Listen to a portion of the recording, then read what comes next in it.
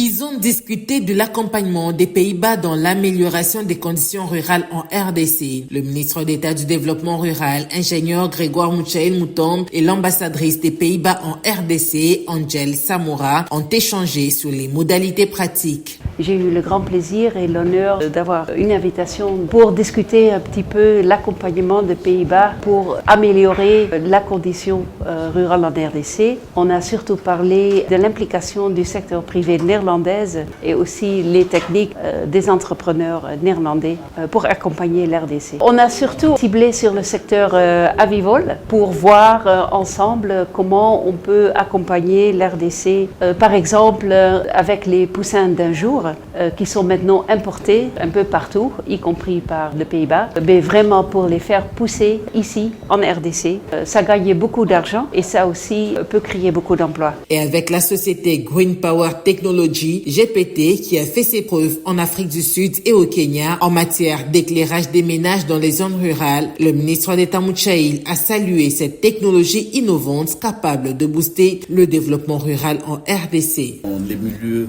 ruraux, on a beaucoup de problèmes d'énergie. La société Green Power Technology, en sigle GPT, a développé les solutions qui sont appropriées pour nos villages. C'est des solutions pour non seulement éclairer les ménages dans les zones rurales, mais aussi permettre aux habitants de ces endroits de développer les secteurs commerciaux. Par exemple, avec nos solutions, ils pourront désormais être à mesure de conserver le poisson. Ils pourront être à mesure de non seulement recharger leur téléphone, mais faire de la banque mobile.